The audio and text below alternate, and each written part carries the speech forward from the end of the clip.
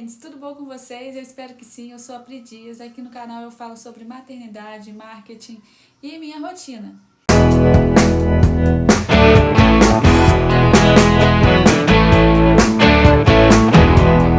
Eu sei que eu tô sumindo aqui do canal há um tempinho, mas calma que eu vou explicar tudo o que aconteceu, tá bom?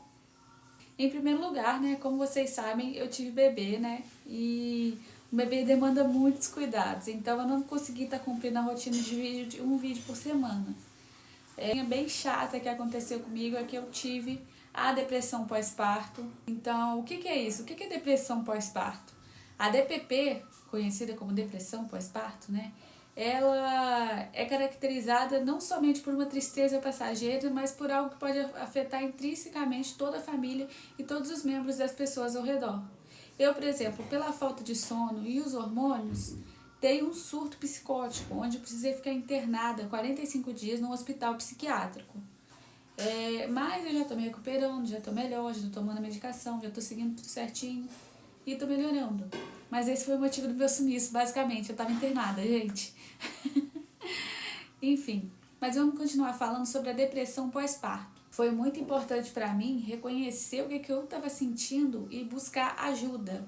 Você entender que você precisa de ajuda, você entender que precisa ser ajudado, porque ninguém ajuda aquele que não quer ser ajudado, né? Nem remédio, nem psicólogo, nem psiquiatra, nem ninguém. Se você não quiser ser curado, você não vai melhorar.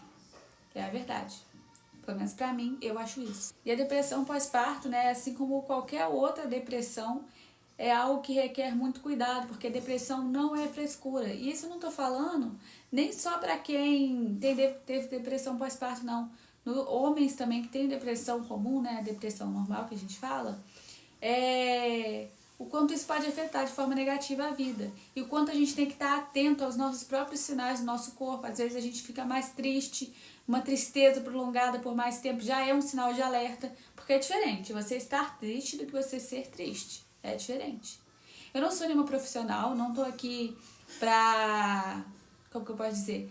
Pra falar sobre as técnicas, as coisas técnicas da doença, mas eu tô falando com uma pessoa que está vivendo hoje uma depressão pós-parto. Eu já tô bem melhor que antes, mas eu sinto que eu ainda posso melhorar um pouco mais. Por exemplo, eu não rejeitei meu filho, mas tem mulher que rejeita o seu próprio filho, isso acontece.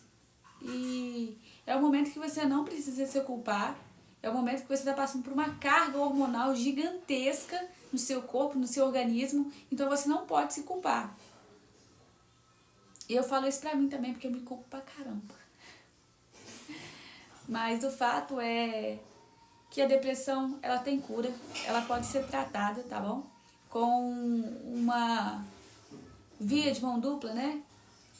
Com psicólogo, com psiquiatra, terapia e remédio. Terapia e remédio, os dois. Eu já tive, né, um histórico de depressão durante toda a minha vida, toda a minha adolescência, mas eu sempre parava de tomar medicação. Eu achava que eu já estava boa, opa, já tô boa, vou parar de tomar medicação. E não pode ser assim. E eu percebi que eu tinha que continuar, ter continuado, que talvez isso não acontecesse. Mas se o que aconteceu não acontecesse, eu não seria a pessoa que eu sou hoje. Então eu acredito fielmente que tudo acontece como tem que acontecer. Eu fiquei morrendo de saudade de estar longe do meu filho, 45 dias longe dele. Eu não via as horas passar para mim poder ter uma visita. Meu namorado, minha madrinha, minha mãe, meu pai iam me visitar. Foi nesse momento em que eu descobri, no momento mais frágil da minha vida, que eu descobri o amor de Deus. O quanto Ele foi misericordioso na minha vida. Ninguém contava com a minha recuperação tão rápida assim. Mas eu me recuperei e estou aqui contando minha história para vocês. E, querendo ou não, é uma história de superação, né? Eu saí de casa muito cedo, com 17 para 18 anos. Eu fui morar com uma outra pessoa na época. Hoje eu tenho meu namorado, um homem maravilhoso, perfeito. Mas eu tive um relacionamento que não deu muito certo, saí de casa, briguei com os meus pais. Então eu vivi assim uma adolescência muito conturbada o tempo todo, até mesmo pelos transtornos que eu tinha, entende? Então, perceber que eu voltei de novo àquilo, aquele sentimento de tristeza, de ansiedade que estava voltando pra mim, eu fui ficando mais triste, foi ficando pior. Mas teve uma hora que eu falei assim, não, eu quero melhorar, eu vou melhorar, eu tenho que melhorar, eu tenho que melhorar. A partir do momento que eu coloquei isso na minha cabeça, tudo fluiu melhor. Então, cuida de você. É muito importante pra mim que você se cuide, que você se ame do jeitinho que você é. Independente do que as pessoas vão dizer, vão falar. Disseram um monte de coisa sobre mim quando eu dei surto. Cidade pequena, vocês já viram, né? Quando eu, infelizmente, dei meu surto psicótico, eu achava que queriam fazer mal pro meu bebê. Questões religiosas envolvidas também, muita coisa, gente. Eu achava que queriam perseguir ele. E eu, como mãe, só queria proteger. Só que eu fiquei neurótica com isso, eu fiquei fora de mim. Eu não conseguia dar conta do tempo nem do espaço que eu estava inserida. Eu estava totalmente tentando as ideias. Mas hoje em dia eu estou melhorando, graças a Deus. Eu tenho uma rede de apoio maravilhosa que me ajuda. Eu não consigo cuidar 100% sozinha do meu filho, mas eu sei que em breve eu vou.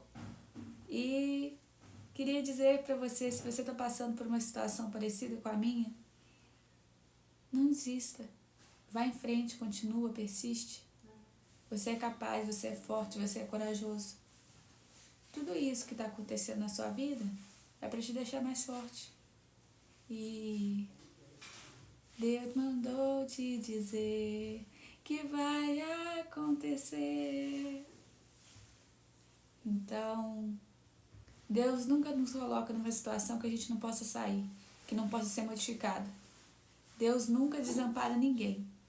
Mesmo naquele momento que você parece que foi abandonado, porque eu me senti abandonada no hospital psiquiátrico, mas Deus estava lá o tempo todo do meu lado, esperando eu dar a primeira, opa, Deus está aqui, a primeira percebida.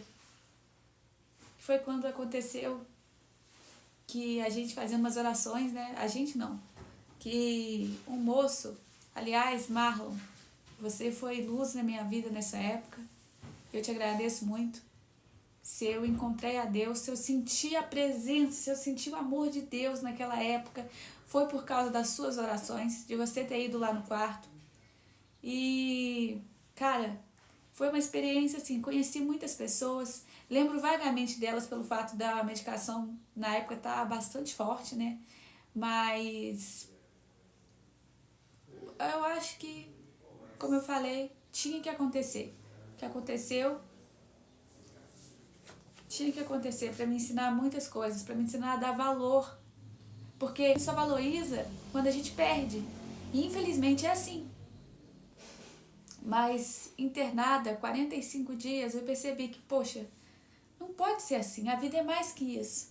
E eu queria ir para fora, eu queria sair, eu queria receber alta logo. Mas junto com outras pessoas eu pude perceber que o problema das outras pessoas também, que às vezes a gente só interioriza, só olha para nós mesmos e esquece do outro ao redor.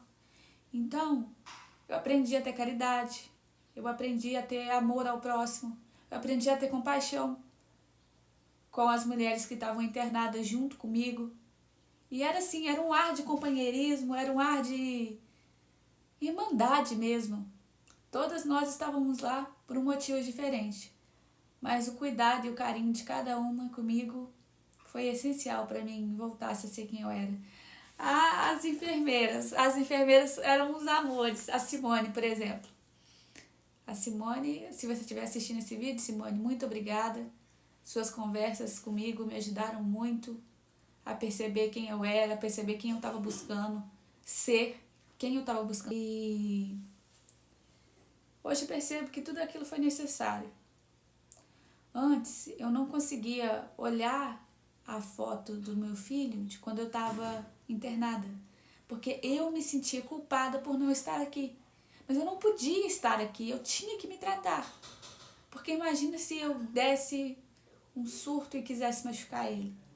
Eu tive que me tratar antes que isso acontecesse. Graças a Deus, eu nunca tive esse ímpeto, graças a Deus eu amo meu filho. Mas depressão não é frescura, depressão é uma doença, tá? e precisa ser tratada.